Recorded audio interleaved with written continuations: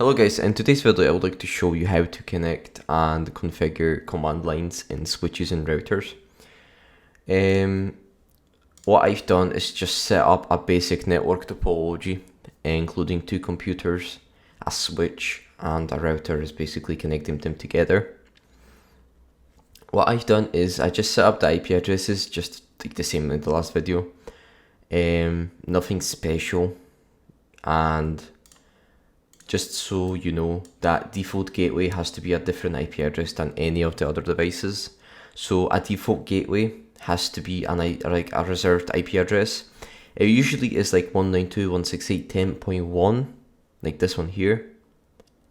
And the IP address here has to be different as well. So basically, router is like sort of matching one IP address and like the other IP address, and it's like sort of in one. It's sort of difficult to explain, but I'll show you what I mean in a second, right? So obviously this is the 192.168.10.4 topology, or 10.1, and the default gateway in the computers has to be the same as this, right, for every single device in this network, because that basically links the device with the router, right? Now, to set up an IP address in the switch, as you can see, I've done it earlier. I'm just showing you again. So if you go in, configure terminal, or conf t, host name, you just change the host name to whatever you like, switch left, for example, right? And what we do then is end VLAN1 IP address. Make sure you put the subnet mask as well. And before we quit, we just go default gateway 192.168.10.1. And that's it, right? That's everything set. And if you have a connection, it'll be red, but as soon as you do IP addresses and you set up the router, it'll be green, just like mine. You do the same thing for this, right? You do the same for this topology. I'm not going to show you because I want you to do it yourself. And if you're having problems, just look at on the other side or skip, go back to in the video and watch how I've done it, right? It's nothing complicated, it's easy, right?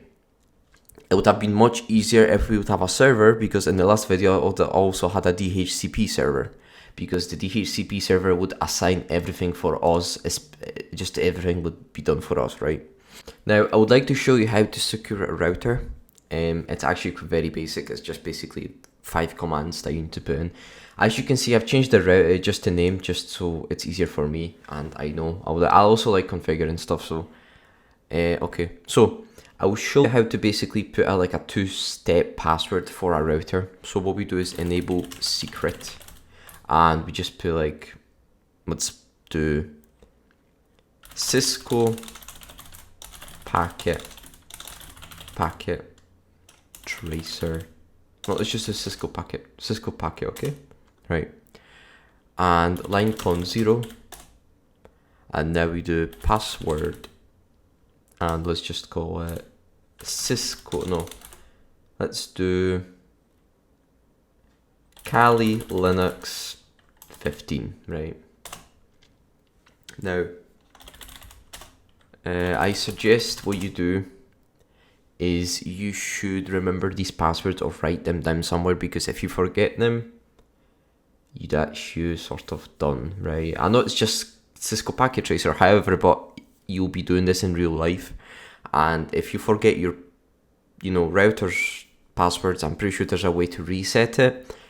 But if you need to do something quickly or you need to do something urgently, you don't have time to go and look through the serial numbers and passwords and stuff like that, right? You need to do it now, which means that's why you should remember them, right? However, I do not recommend writing them on a computer, because if your network gets if a computer gets cracked and there's a password for a router, you just unblock basically access to a couple networks, because usually you don't have just one network connected to a router. You would usually have sometimes there's 4, 3, 2, there's not a limit, right? Obviously, there can't be too much, because then the router won't be able to manage. However, I think that the maximum is 4 networks connected to one router, right? Let's actually just check it out if it works. So if you go to EN now, it'll ask you for a password. I think I need to go exit first.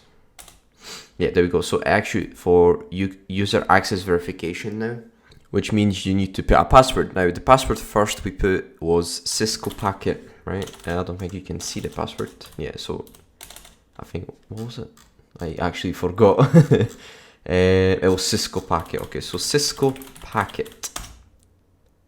And maybe actually the other password, which was Kali Linux 15. Yes, it's Kali Linux 15, sorry. So the first password that you put in is Kali Linux 15, right? And the second password is Cisco packet. So now if I want to go configure, I think Ian, yeah. So now it will be Cisco packet and you're in. So this is a good actual thing because it's obviously configuring the password. Now there's also one option that you can set a certain rule for passwords. So if you want to set like a sort of minimum length for passwords, it will be min length and a number. Let's do 10. That's just oh sorry, I forgot. You need to go to configure terminal. Is it gonna ask for a password? Nope. You need to do security.